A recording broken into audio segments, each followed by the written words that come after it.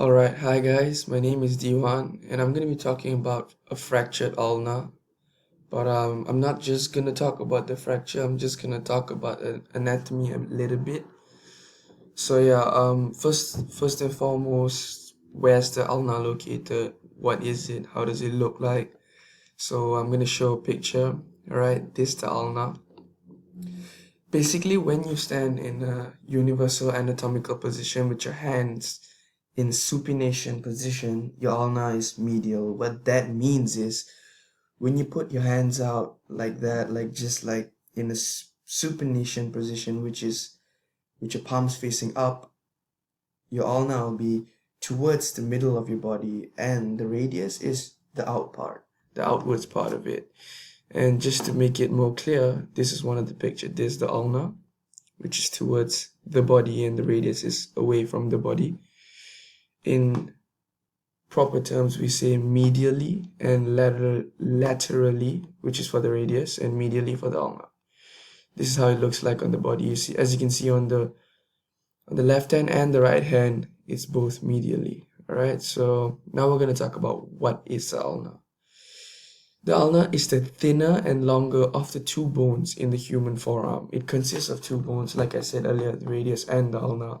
And the medial bone in the forearm, as I said earlier, which is the medial bone, and it joins with the humerus on its larger end to make the elbow joint.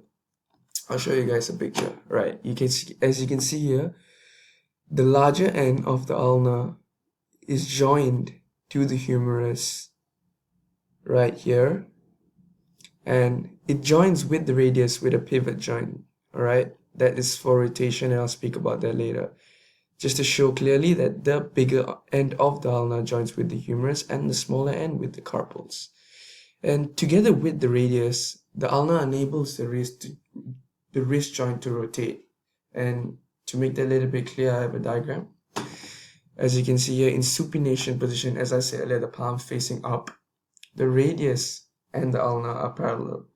But when you pronate down, which is palm face down, the radius overlaps, or should I say crosses the ulna, and this allows the wrist to rotate, the whole arm to, actually no, just the wrist to rotate. And that is basically what the ulna does and where it's located, how does it look like, and stuff like that. But now, what type of bone is the ulna made of? And I'm just going to make this a little bit more detailed. I'm just going to talk about, we're getting out of the ulna situation for a while. We're going to be talking about the type of bones in the human body. So there's, looking at this diagram, you can clearly see there's a long bone, flat bone, short bone, irregular bone. So there's 4 types of bone in the human body. The long bone is basically the arms, the tibia, the fibula, those kind of bones. The flat bones are like the sternum. Short bones are like talus, tarsals, those kind of bones. And the irregular bones are the vertebrae bones, which looks a little bit funny like the atlas axis. And looking at here now, what type of bone is the ulna? It is a long bone. It's in the long bone category. It's situated right here. As you can see, this is the humerus, which is here, and this is the ulna. So it's basically a long bone.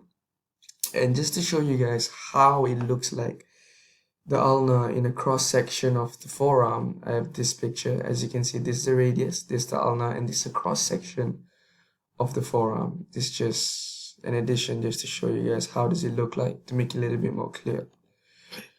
All right, next, the causes of a fracture of ulna. You see, ulna can be fractured in many ways, but the most common ways are a direct blow. All right, it can come from football, any kind of sports. When there's a direct blow right towards the forearm, it can crack anytime. So just to show you an example, rugby, or what they call it, American football, you see the blow, it's right towards the forearm-ish area, this area. See, the blow comes right here. So any type of impact, that area can fracture the ulna, humerus, radius in just no time. All right. And the second one is often during sports or from a height. When someone falls off from a height, like when you do parkour, or when you do horse riding and you fall off the horse, or when you land wrongly somehow with your forearm in an awkward position, it just snaps. All right.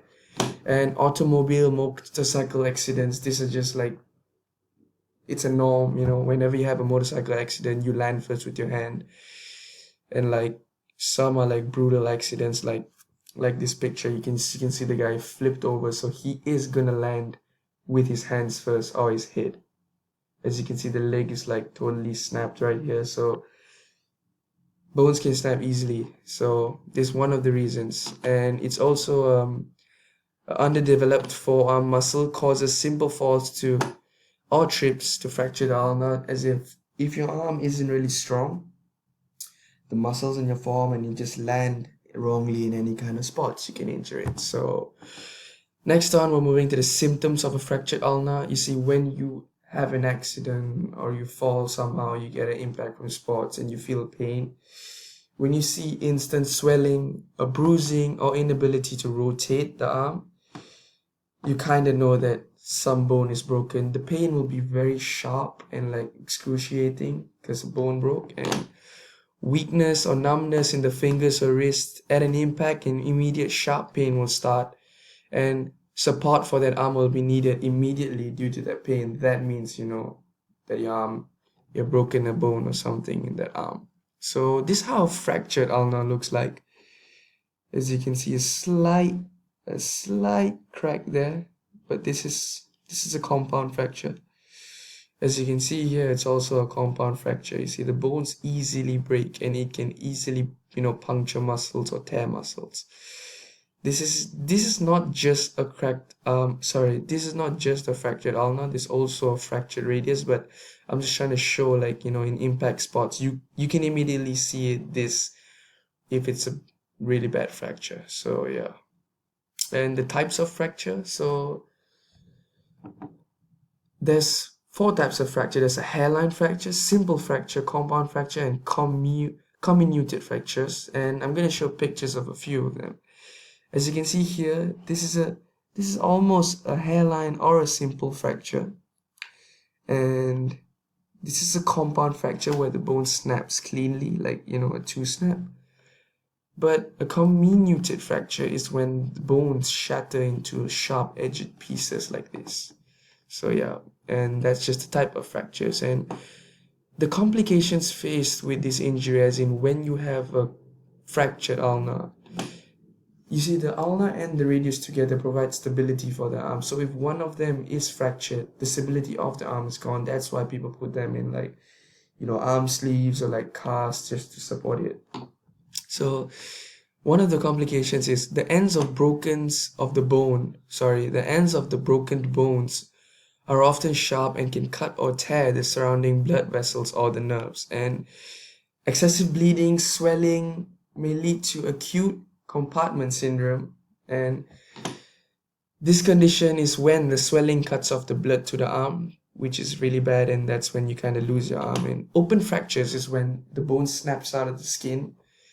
Those are really bad, is because even with good surgical cleaning, the possibilities of getting an infected bone is very high, and if the bone is infected, it's difficult to treat because it requires multiple surgeries and long-term antibiotics. And the complication faced also depends on the type of fracture and the method used to recover or the damaged bone, because different complications, different injuries give different complications. All right, so the types of recovery methods, so like the non-surgical method is when the doctor takes an x-ray and he sees that's just a slight crack, and that can be healed by a little bit of medication and just proper alignment. What the doctor does is they just cast your hand and brace it with cement, medical cement, and that slowly will heal the arm. But you have to go frequently get x-rays from the doctor to see if it's healing well.